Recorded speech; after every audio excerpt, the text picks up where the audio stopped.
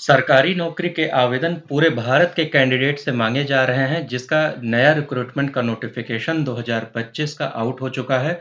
इसमें जो क्वालिफिकेशन रखी गई है वो 10th पास, आईटीआई पास, डिप्लोमा पास व ग्रेजुएशन पास है। ये भारत सरकार की नौकरी है, काफ़ी अच्छे अलाउंसेस भी आप लोग को इसमें देखने को मिलेंगे। महिला और पुरुष, मेल और फीमेल दोनों लोग इस वैकेंसी के लिए आवेदन कर सकते हैं।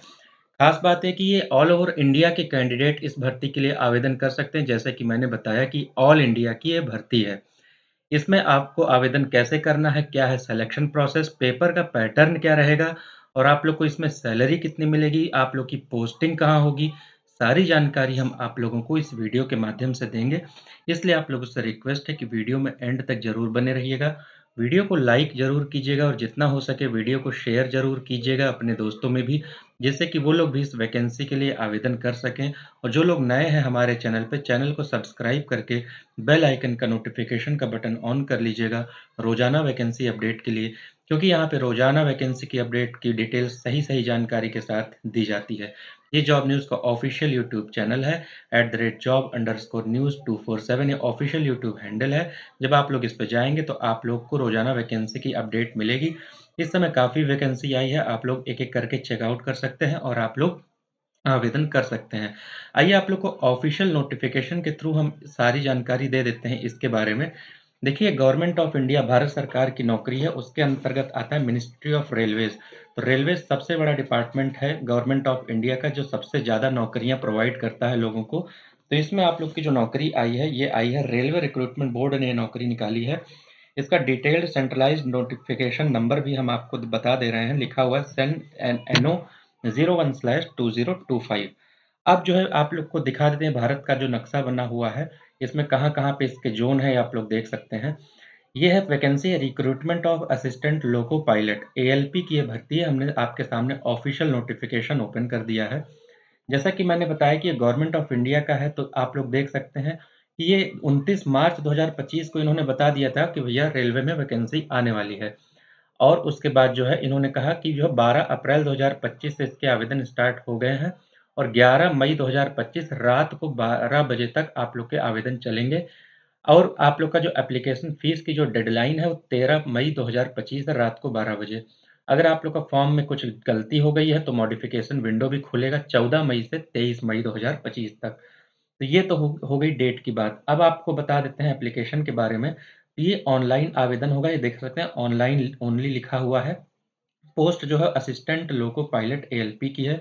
जो पे लेवल मिलेगा आप लोग को 7वें वेतन आयोग से वो लेवल 2 का वेतनमान मिलेगा। तो ये बेसिक पे है 19,900। 19,900 ये बेसिक पे है। इसमें जो है आप लोग का लगेगा महँगाई भत्ता, जो कि जो है आप लोग का 53% है।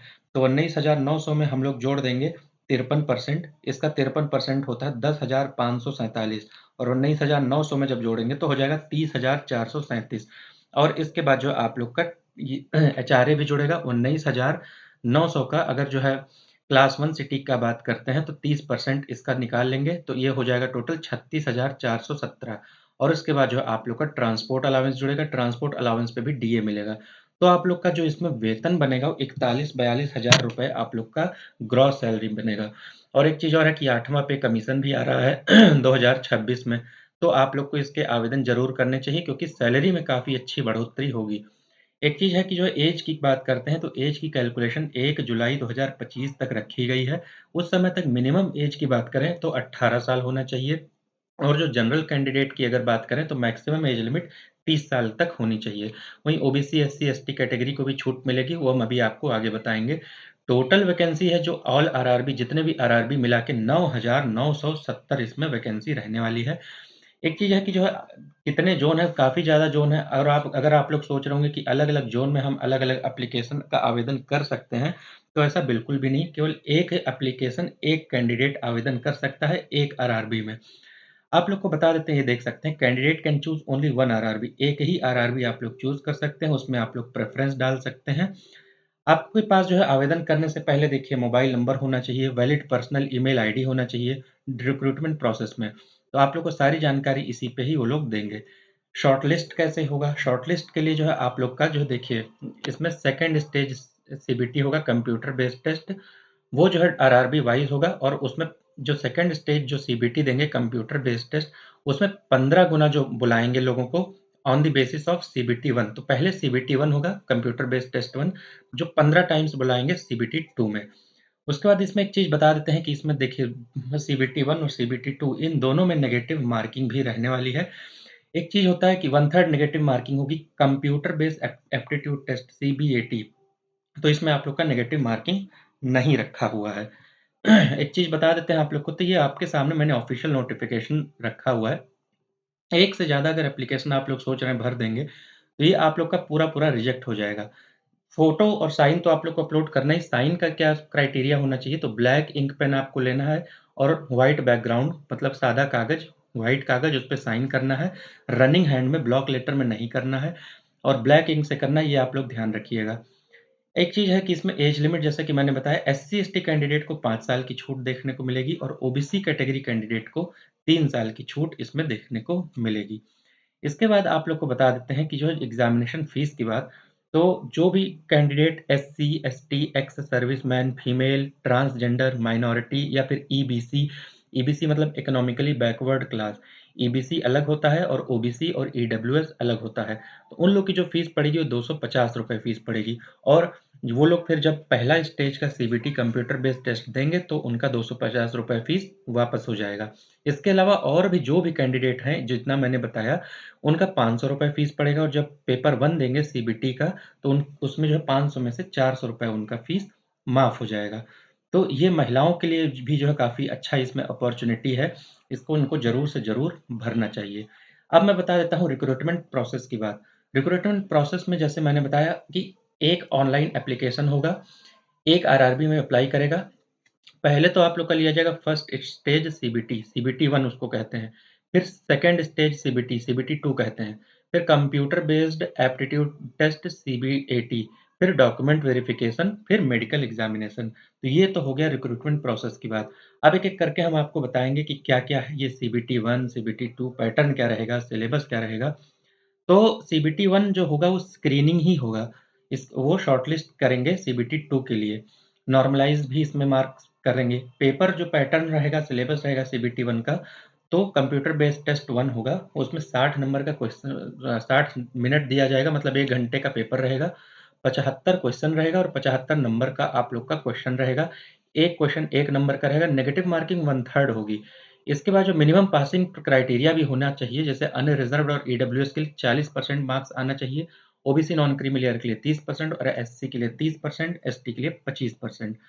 फिर उसके बाद जो है आप लोग को बता देते हैं कि जो स्टैंडर्ड होगा, वो जो भी आप लोग पढ़ाई लिखाई किए हैं, एजुकेशनल स्टैंडर्ड, उसी के आधार पे ही होगा।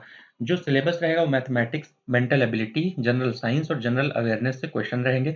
मैथमेटिक्स से normal, BODMAS, number system, decimal, fraction, LCM, HCF, ratio, proportion. Mental ability से coding, decoding, analogy, mathematical operation, relationship से लॉग।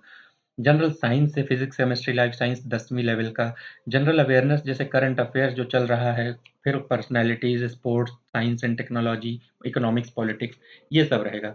फिर उसके बाद आपका आता है second stage, stage CBT 2। CBT 2 RRB wise होगा। इसके बाद आप लोग को जो भी सीबीटी 1 क्वालिफाई करेंगे उनका होगा। 15 टाइम्स बुलाया जाएगा सीबीटी 2 में। इसका जो पैटर्न और सिलेबस रहेगा सीबीटी 2 का, कंप्यूटर बेस्ड टेस्ट 2, इसमें 2 पार्ट में पेपर होगा, पार्ट ए और पार्ट बी। पार्ट ए में अगर बात टोटल ड्यूरेशन की बात करते हैं सीबीटी 2 का, तो 2 घंटा 30 मिनट, मतलब 2.5 घंटे का पेपर होगा और 175 क्वेश्चन इसमें आएंगे। इसमें 2 पार्ट में पेपर होगा, पार्ट ए और part B. Part A 90 minute का होगा जिसमें 100 क्वेश्चन रहेगा, और पार्ट बी जो कि 60 मिनट का रहेगा जिसमें 75 क्वेश्चन रहेगा। इसमें आप लोग का 1/3 नेगेटिव मार्किंग भी रहेगा। नॉर्मलाइजेशन भी आप लोग का किया जाएगा। एक चीज़ आप लोग को बता देते हैं कि जो पार्ट ए में जितने भी लोग क्वालिफाई करेंगे, उन्हीं का ही जो है मार्क्स जो भी होगा आगे के फर्दर रिक्रूटमेंट प्रोसेस के लिए काउंट किया जाएगा। और पार्ट बी सिर्फ और सिर्फ क्वालिफाइंग है, जिसमें कि सभी वर्ग के कैंडिडेट, चाहे ओबीसी, एससी, एसटी, जनरल, कोई भी कैंडिडेट हो, उसमें 35% मार्क्स क्वालिफाइंग लाना पड़ेगा। सिलेबस अब बात करते हैं पार्ट ए के लिए, तो पार्ट ए में mathematics, general intelligence, reasoning, basic science और इंजीनियरिंग रहेगा आप लोग का। तो मैथमेटिक्स और जनरल इंटेलिजेंस, रीजनिंग जो कि सीबीटी 1 में था, सेम रहेगा। एक चीज़ और है, बेसिक साइंस भी सेम रहेगा। इसमें बेसिक साइंस और इंजीनियरिंग से थोड़ा बहुत क्वेश्चन रहेगा, जैसे कि ड्राइंग में instrument line, geometry figures, occupational safety hazard, environmental education. फिर उसके बाद सिलेबस जो पार्ट बी का होगा वो सिर्फ और सिर्फ क्वालिफाइंग होगा, और आप लोग का जो भी ट्रेड होगा वो ट्रेड जो है स्पेसिफाई करता है directorate general of training DGT. 35% number के साथ आप लोग को इसमें क्वालिफाई करना होगा। सिलेबस इसका जो वेरियस ट्रेड का दिया हुआ है dgt.gov.in पे, इस पे आप लोग को सिलेबस मिल जाएगा। अब बताते हैं कि जो कैंडिडेट जो भी है आईटीआई है या फिर ट्रेड अप्रेंटिसशिप है, क्वालिफिकेशन जो भी किए हुए हैं उसी से ही इसमें क्वेश्चन रहेगा। जो डिग्री डिप्लोमा कैंडिडेट हैं तो उनको जो है एक सेलेक्ट करना होगा, एक ट्रेड। कौन कौन से सेलेक्ट ट्रेड करना होगा पार्ट बी का? जैसे कि अगर मान लीजिए इलेक्ट्रिकल इंजीनियरिंग या फिर उससे कॉम्बिनेशन है, जैसे इलेक्ट्रिकल इंजीनियरिंग का, तो ट्रेड आप लोग चूज कर सकते हैं electrician, instrument mechanic, wireman, armature and coil winder, refrigeration and air conditioning mechanic. उसके बाद इलेक्ट्रॉनिक्स वाले जो चूज कर सकते हैं electronics mechanics, mechanics radio and TV. Mechanical engineering वाले सेलेक्ट कर सकते हैं fitter mechanic, tractor mechanic, mechanic diesel, turner, machinist, RAC, heat engine. Automobile वाले भी उसी तरीके से सेलेक्ट कर सकते हैं mechanic diesel, mechanic motor vehicle, RAC. फिर उसके बाद आप लोग का होता है कंप्यूटर बेस्ड एप्टीट्यूड टेस्ट। इसमें 8 गुना लोग बुलाए जाएंगे आप लोगों को। 8 गुना जो लोग बुलाए जाएंगे किस बेसिस पे? जो लोग क्वालिफाई करेंगे सीबीटी पेपर 2, और सीबीटी पेपर 2 का जो पार्ट ए होगा, जो भी आप लोग का, तो पार्ट ए में जो भी नंबर आया रहेगा उसका 8 टाइम्स आप लोग का क्वालिफिकेशन के लिए सीबीटी में आप लोग को बुलाया जाएगा। इसमें आप लोग को सबसे पहले विजन सर्टिफिकेट प्रोड्यूस करना होगा। जो भी लोग विजन सर्टिफिकेट नहीं प्रोड्यूस करेंगे उन लोग को सीबीएटी में नहीं आप लोग को सम्मिलित होने दिया जाएगा। एक चीज और है कि इसमें जो भी टेस्ट बैटरी है, जो भी सेक्शन है सीबीएटी का, हर चीज इसमें आप लोग को क्वालिफाई करना रहेगा। इसमें आप लोग का नेगेटिव मार्किंग नहीं है। ज़्यादा जानकारी के लिए आप लोग आरडीएसओ एक वेबसाइट है, rdso.indianrailways.gov.in। जब इस पे जाएंगे उस पे आप लोग वर्टिकल्स पे जाएंगे, फिर ट्रैफिक एंड साइकोलॉजी पे जाएंगे। साइकोलॉजी के बाद जो है आप लोग कैंडिडेट कॉर्नर पे जाएंगे। उसके बाद आप लोग को ये मिल जाएगा सीट की सीबीएटी में क्या पूछते हैं। क्वालिफाइंग मार्क्स की बात करें तो इसमें टी स्कोर देते हैं। टी स्कोर में 42 number in each test battery separately अगर आप लोग का आ रहा है तो आप लोग क्वालिफाई कर जाएंगे। क्वालिफाई करना जरूरी है। मेरिट लिस्ट जो बनेगी, जो सीबीटी 2 का पेपर ए आप लोग पार्ट ए देंगे, जिसमें जितना नंबर आया होगा उसका 70%, और सीबीएटी में आप लोग जो देंगे उसका 30% आप लोग का लिया जाएगा। इसके बाद आप लोग की मेरिट बनेगी। डॉक्यूमेंट वेरिफिकेशन आप लोग का होगा। डॉक्यूमेंट वेरिफिकेशन जो जैसा कि मैंने बताया मेरिट के आधार पे होगा। सीबीटी 2 का जो पेपर पार्ट ए है उसमें नंबर, और जो है आप लोग का सीबीएटी में जो भी नंबर है 70% और 30% मिला के आप लोग का डॉक्यूमेंट वेरिफिकेशन होगा। आप लोग जो है आप बता दें कि आप लोग का आधार कार्ड जरूरी है अकाउंट क्रिएट करने के लिए। आप लोग जब अकाउंट क्रिएट करेंगे मोबाइल नंबर, ईमेल आईडी, नाम, father's name, mother's name, nationality, date of birth, सारी चीज़ आप लोग डालेंगे। ये सब चीज़ें बाद में आप लोग की मॉडिफाई नहीं हो सकती है। वेबसाइट हम आपको बता देते हैं CN01/2025। जैसे कि अलग-अलग ज़ोन की अलग-अलग वेबसाइट है। जैसे कि इलाहाबाद की, अगर प्रयागराज की बात करें तो www.rrbald.gov.in। फिर अहमदाबाद की www.rrbahmedabad.gov.in। तो अलग-अलग वेबसाइट है। आप लोग अलग-अलग आरआरबीज़ में जाके एक आरआरबी को चूज़ करके आप लोग सेलेक्ट कर सकते हैं। इसमें जो मीडियम ऑफ एग्जामिनेशन होगा, सीबीटी 1 और सीबीटी 2 की बात करें तो अंग्रेजी में होगा, हिंदी में होगा। उसके अलावा 13 जो है और भी भारतीय भाषाओं में होगा। आप लोग किसी में भी जिसमें कंफर्टेबल है उसमें दे सकते हैं, जैसे कि असमीज़, बंगाली, गुजराती, कन्नड़, कोंकणी एक्सेट्रा। आप लोग को इसमें और भी जानकारी हम आप लोग को दे देते हैं। हमने आपके सामने ऑफिशियल नोटिफिकेशन ओपन किया हुआ है।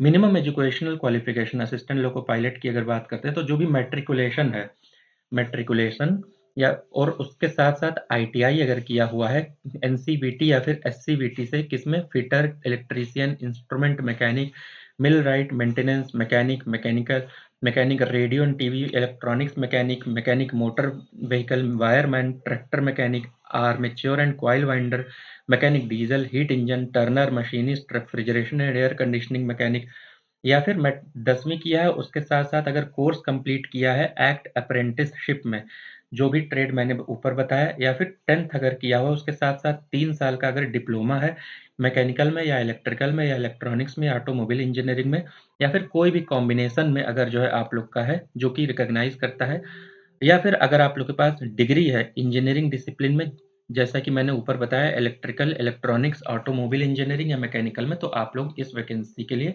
आवेदन कर सकते हैं। इसमें अलग-अलग ज़ोन वाइज़ अलग-अलग वैकेंसी है। अब बात करते हैं कि इसमें आप लोग वैकेंसी चूज़ कैसे करेंगे, कहाँ-कहाँ आप लोग को आवेदन करना चाहिए। जैसे कि सबसे ज़्यादा वैकेंसी की अगर बात करें तो आरआरबी भुवनेश्वर में है। भुवनेश्वर ज़ोन में सबसे ज़्यादा वैकेंसी 928 वैकेंसी है। उस उससे भी ज़्यादा वैकेंसी है आप लोग का मैं बता देता हूँ सिकंदराबाद में। सिकंदराबाद में 967 वैकेंसी है। तो इन सब में वैकेंसी ज़्यादा है। उसके अलावा जो है 500 के ऊपर जो वैकेंसी है सिकंदराबाद ईसीओआर रीजन में, फिर मालदा टाउन में इसमें बिलासपुर में 568 है, भोपाल में जो है डब्ल्यूसीआर में 618 है, प्रयागराज में एनसीआर में 508 है, अहमदाबाद में आप लोग का 497 है, अजमेर में जो है एनडब्ल्यूआर में 679 पोस्ट इसमें हैं। तो ये देख सकते हैं टोटल 9,970 पोस्ट है। तो आप लोग इस तरीके से आवेदन कर सकते हैं जिसमें ज़्यादा वैकेंसी है, आप लोग उस वैकेंसी के लिए आवेदन कर सकते हैं, उस ज़ोन के लिए आवेदन कर सकते हैं। एक बार ज़ोन सेलेक्ट कर लिया, तो आप लोग को जो है एक बार जहाँ नियुक्ति हो गई तो बहुत मुश्किल होता है ज़ोन बदलना। तो अच्छे से ज़ोन सेलेक्ट कीजिएगा, बाकी कोई डाउट हो तो नीचे कमेंट कीजिएगा। ये जो ऑफ़िशियल नोटिफ़िकेशन इसके नीचे सारी चीज़ें आप लोग का प्रोफ़ार्मा भी मिल जाएगा, सर्टिफ़िकेट भी मिल जाएगा, सब कुछ मिल जाएगा। कोई अगर डाउट हो तो नीचे कमेंट कीजिएगा। मिलते हैं नेक्स्ट वीडियो में। Thank you so much.